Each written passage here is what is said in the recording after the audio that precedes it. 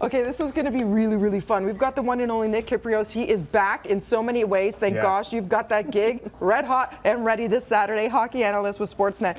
Now, we have Marilyn Smith, who is a diehard fan because she is from Vancouver. So you're hoping Luongo stays with you. Luongo, yeah, kind of. My dad is. But, you know, a lot of other people want to see him gone because they just feel like they've lost confidence. We thought he'd be gone by now. But I think Vancouver's asking for a high price in return for Luongo. So I probably would guess now that he'd start the week, maybe 10 days, see how it goes.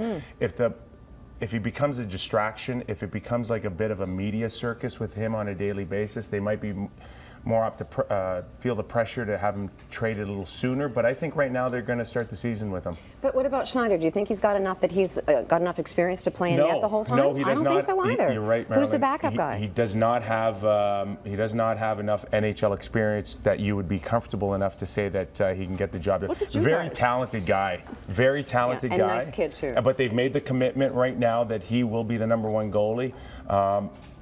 I think he'll be okay. I don't really believe that the talent will be such a drop-off, but he's got a lot to prove as well. Yeah, talk to us about what the Leafs have to prove. I mean, 119-day lockout. They're trying to give away tickets and do what they can to make amends with the fans, who of course are bitter, frustrated, upset, and are finally saying, yeah, drop the puck, guys, let's go. Free tickets for all the season ticket holders. So that takes care of the lockout. What are they going to do for the last 40 years, though, to make up for it?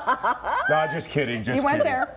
Just kidding. Hey, Neil, at Real Kuiper on Twitter. Leaf fans are going to have to be a little bit more patient here. Obviously, Brian Burke's gone, so Dave Nonis now takes over, and I think he believes in a lot of the same philosophies, but I think he's just going to go a little slower here.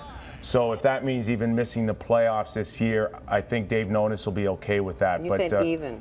Yeah, even. You think they're going to make it? I don't think that the pressure is on Nonis to make the playoffs like it would have been for Brian Burke. I think it was a given that he was going to be fired. We're all surprised Although he was blindsided, He was blindsided because of the timing, not necessarily the decision because he hadn't made the playoffs in 4 years. I just don't think Nonis is going to feel that same type of pressure to make the playoffs, meaning that we won't see any knee-jerk reactions in the trading world. But a lot of us still believe that he has interest in Luongo. Okay. So, but wasn't that whole thing with Burke? I mean, didn't they want more some of our better players from Toronto in exchange for Luongo? Isn't that Luongo? Is that one of the reasons? And we had the feel that Brian Burke was going to make that trade. Right. But you're right.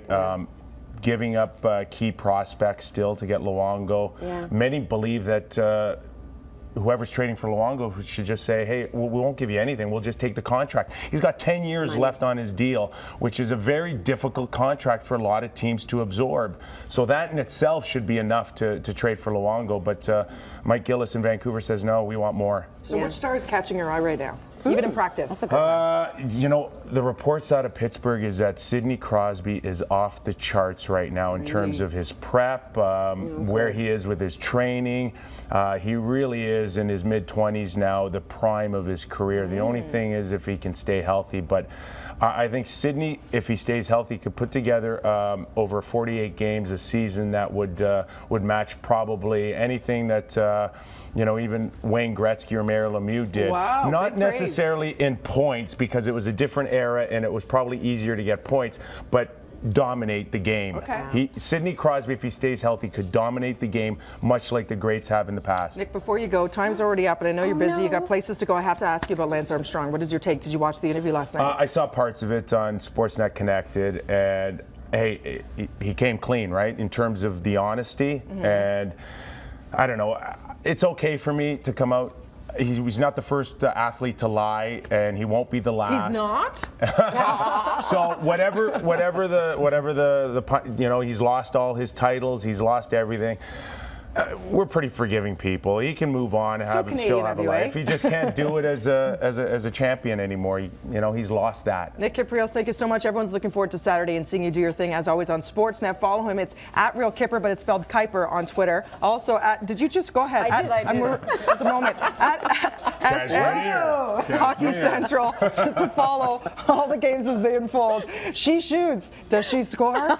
More after the break. On the panel? I'll get rid of Doug McLean right now. I'm coming.